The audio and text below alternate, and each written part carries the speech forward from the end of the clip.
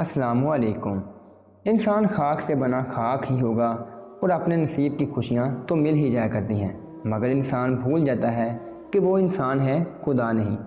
دوسروں سے وہ ساری خوشیاں اپنی انا میں آ کر چھین لیتا ہے، جو جس خوشی کو وہ خود نہ پا سکے۔ حسد اور انا انسان کو لے ڈوبتی ہے۔ میرا گھر بھی انا کی بھیڑ چڑھ گیا تھا۔ میری خالہ ہم سے انس رکھتی تھی۔ ان کی منگنی کے دن ہم بے حد خوش تھے۔ صبح سویرے تیار ہو کر والدہ کے ہمراہ نانی اماں کے گھر پہنچ چکے تھے۔ شام کو جب مہمانوں کی آمد کا سلسلہ شروع ہوا تو میری امی کا دل گھبرانے لگا اور ایک دم سے چکرا کر گر پڑی۔ بھگدڑ مچنے سے تقریب پھیکی پڑ گئی تھی۔ والدہ کو جلدی سے ہسپتال منتقل کیا اور یوں خالہ کی رسم منگنی التوا کا شکار ہو گئی۔ میری والدہ تقریباً ایک ہفتے تک ہسپتال میں رہیں۔ چیک اپ وغیرہ ہوتا رہا، کچھ ٹیسٹ وغیرہ بھی ہوتے رہے۔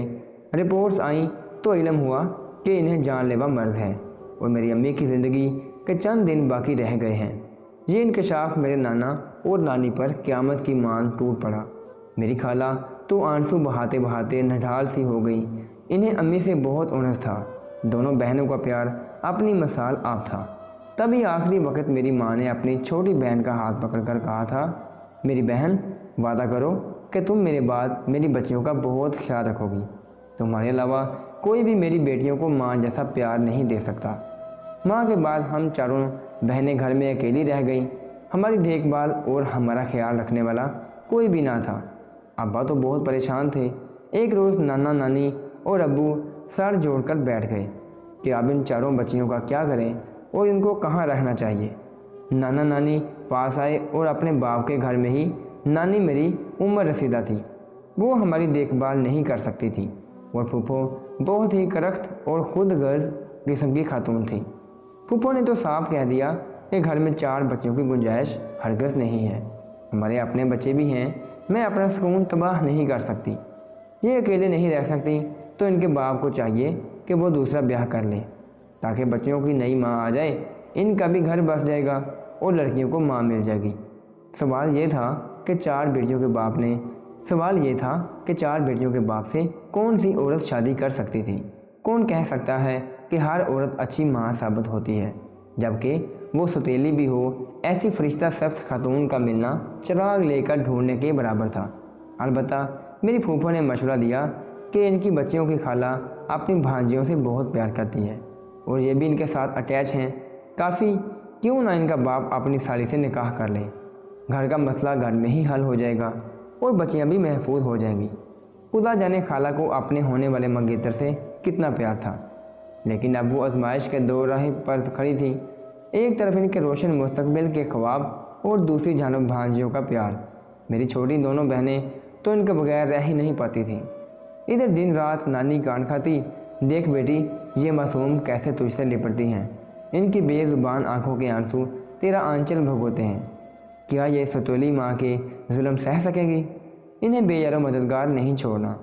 یہ الفاظ خالہ کی ذات کو کسی مجبوری کی زنجیر میں جکڑنے کی کوشش کر رہے تھے۔ صاحب نے خالہ کو اس قدر جذباتی طور پر بلیک میل کیا کہ انہوں نے نانا نانی کے فیصلے کے آگے سر جھکا دیا۔ جس شخص کو بھائی جان اور دھولا بھائی کہتی تھی، اسی سے نکاح کر کے رخصت ہونا پڑا۔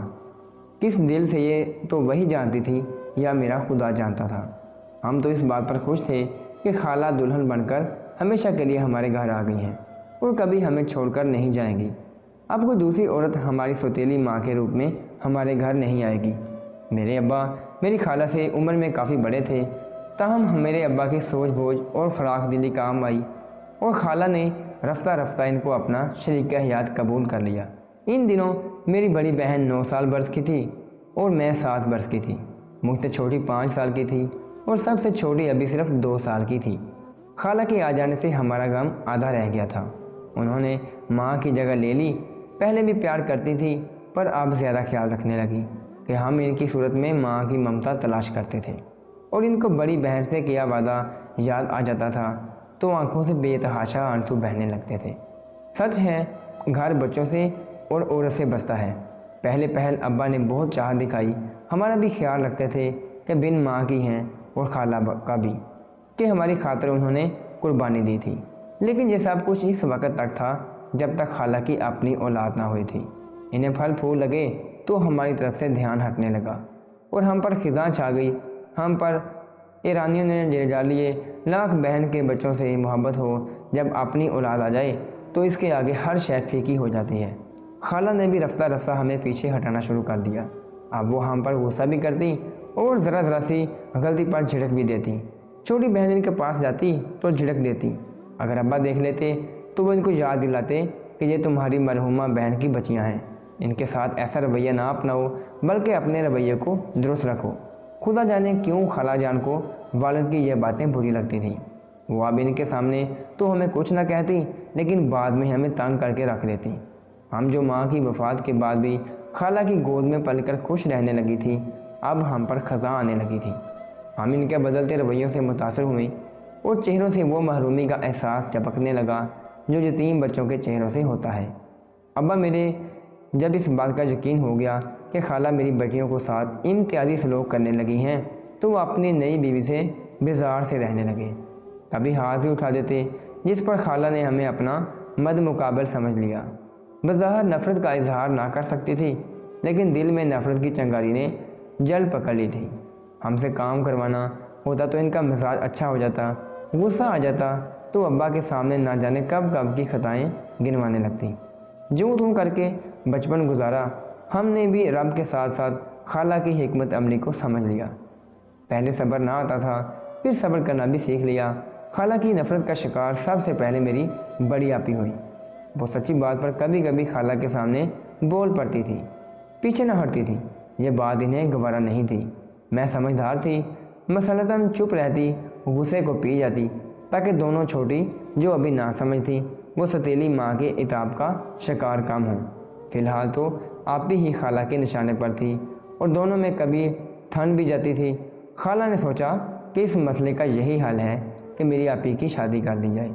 جلد از جلد اسے چھٹکارا پانے کا یہی طریقہ تھا، چاہے اس کے لیے کنویں میں دھکا ہی کیوں نہ دینا پڑے۔ انہوں نے میرے ابا سے کہنا شروع کر دیا کہ تمہارے سر پر 4 لڑکیوں کا بوجھ ہے، انہیں بیاہتے بیاہتے تمہاری عمر لگ جائے گی، انہیں ان کے گھر کا کرنے کی تیاری کرو۔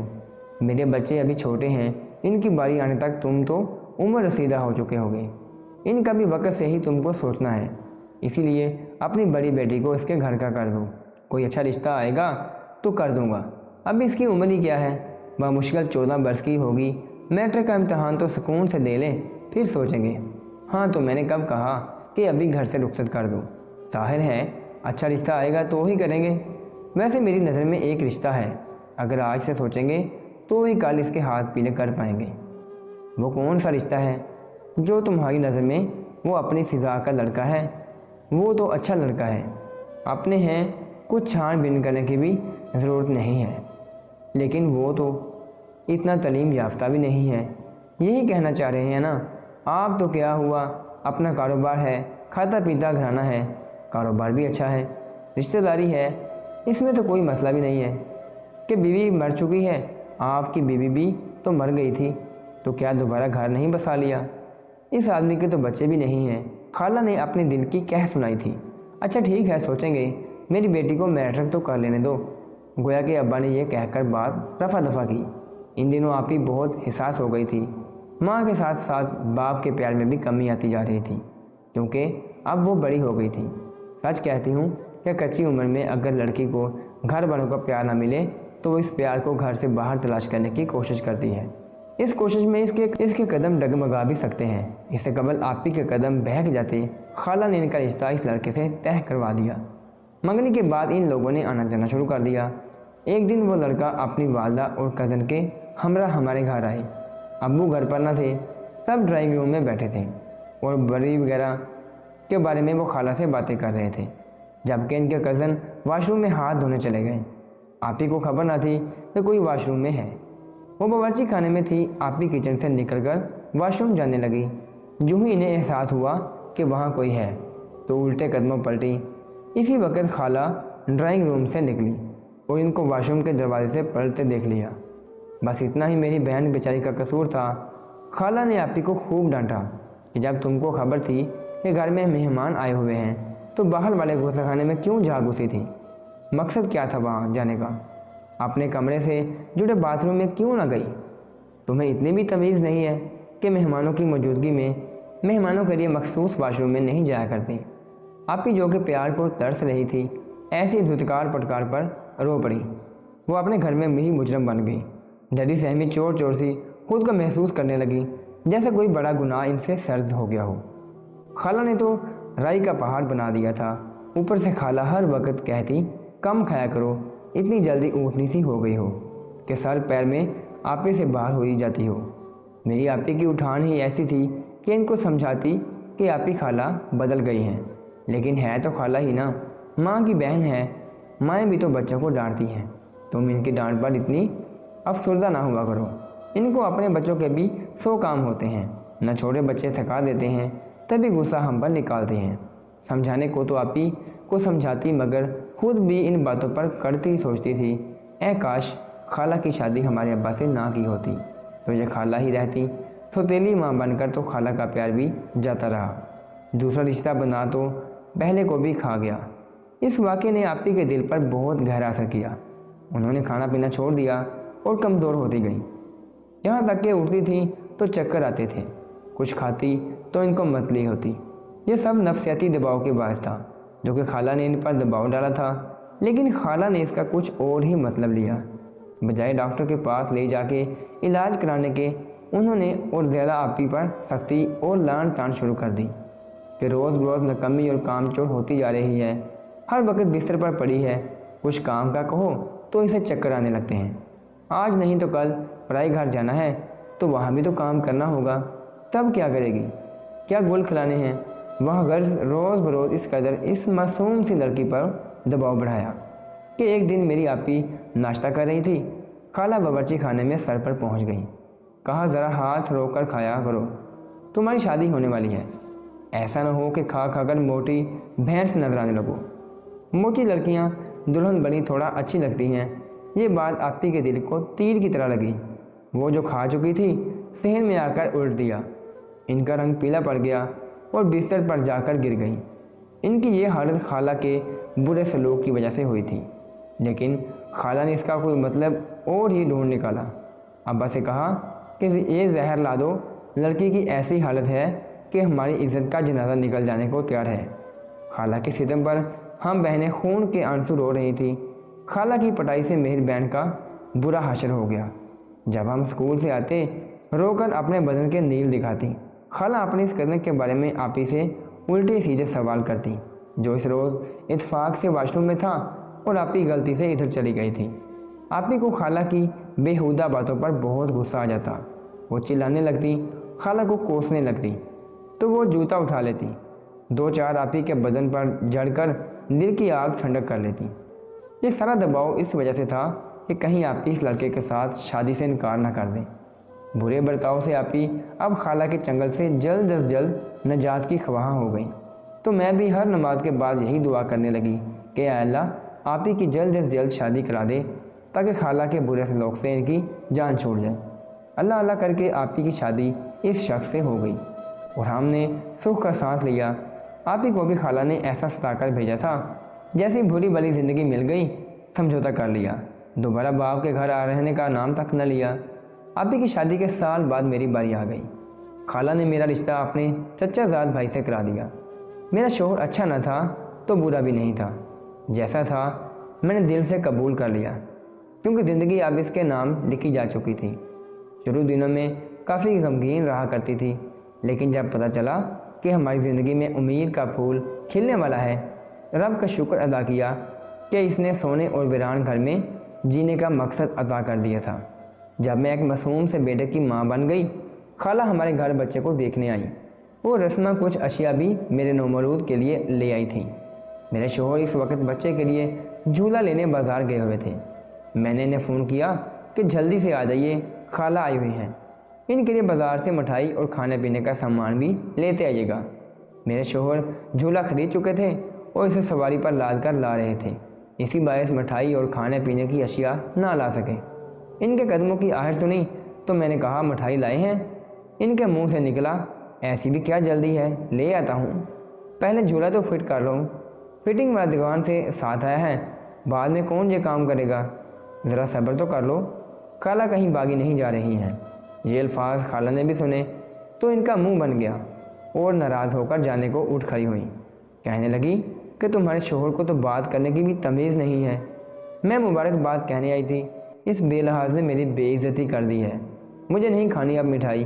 یہ کہتے ہوئے وہ گھر سے پیر پٹکتی ہوئی نکل گئی۔ میرے شوہر دوسرے کمرے میں جھولا فٹ کروا رہے تھے۔ میں بستر سے اٹھ نہ پا رہی تھی، ان کو آواز نہ دے سکی۔ میرے شوہر کو جب علم ہوا کہ خالہ روٹ کر جا چکی ہیں، وہ جھولا فٹ کروا کر کمرے میں آئے۔ پوچھا، خالہ جی کدھر ہیں؟ وہ روٹ کر چلی گئی ہیں۔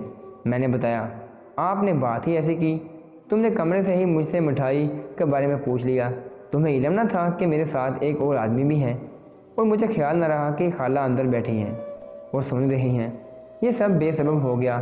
میرے شوہر نے مٹھائی خریدی، ابو کے گھر گئے، خالہ سے معذرت کی، مگر انہوں نے معذرت قبول نہ کی، بلکہ ان سے الجھ پڑی۔ تلخ لہجے میں بے عزتی کرنے لگی کہ اٹھاؤ مٹھائی اور چلتے بنو۔ میرے گھر سے جیسا سلوک تم نے اپنے گھر میں مجھ سے روا رکھا تھا، ویسا ہی میں تمہارے ساتھ کروں گی، بلکہ تمہیں تمہاری اوقات دکھاؤں گی۔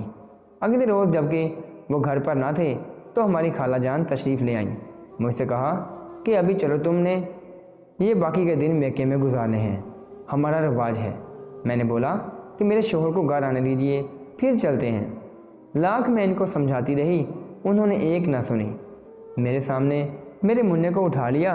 ابو باہر گاڑی میں بیٹھے تھے، پھوپھو ساس ہمارے ساتھ رہتی تھی۔ ان کو میں نے کہا، خالہ اور ابو لینے آ گئے ہیں اور رک نہیں رہے، میرے شوہر سے کہیے گا کہ وہ میرے ابو کے گھر آ جائیں۔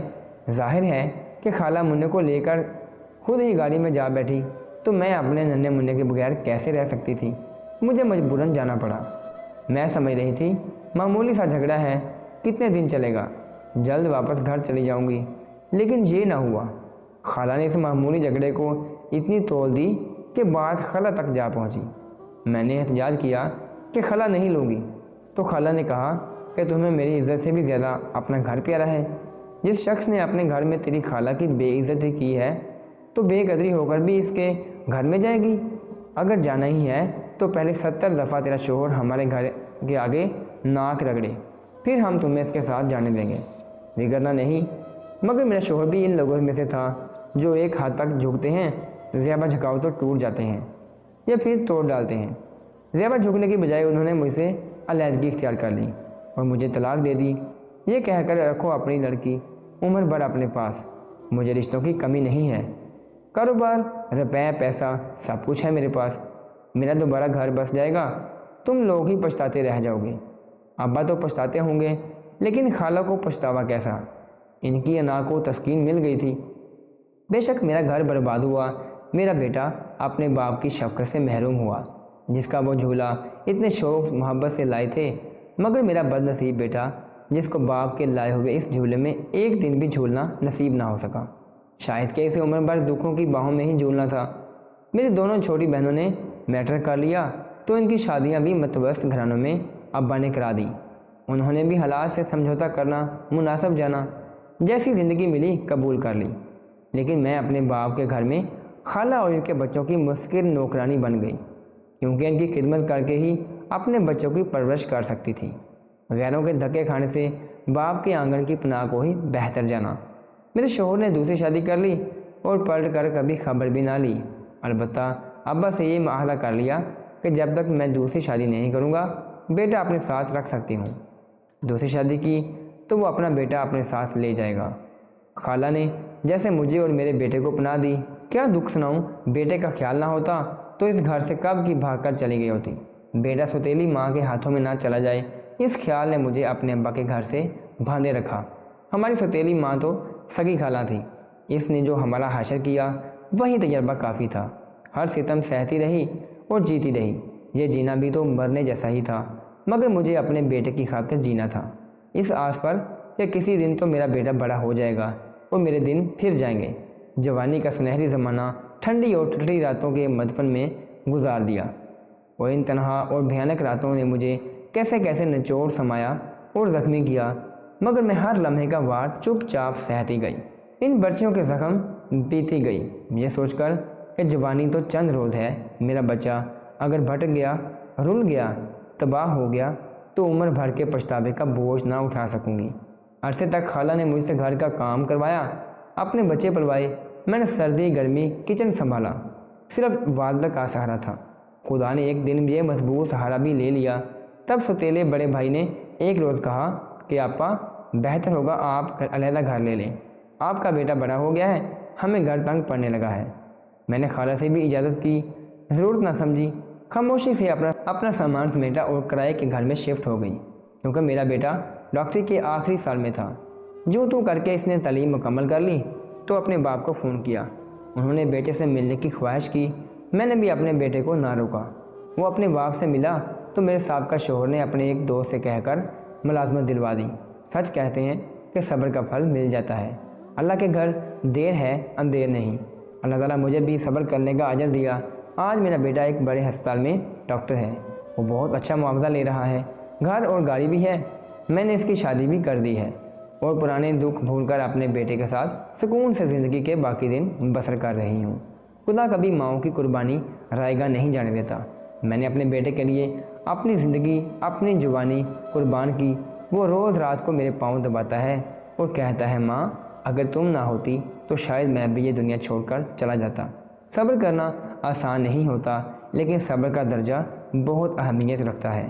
اگر آپ کو ہماری ویڈیو اچھی لگی ہو تو آپ نے اس کو لائک کرنا ہے اور آگے دوستوں کو شیئر بھی کرنا ہے، اور اگر آپ نے ابھی تک ہمارا چینل سبسکرائب نہیں کیا تو آپ نے اس کو سبسکرائب کرنا ہے اور بیل آئیکن کو دبا دینا ہے۔ اللہ حافظ۔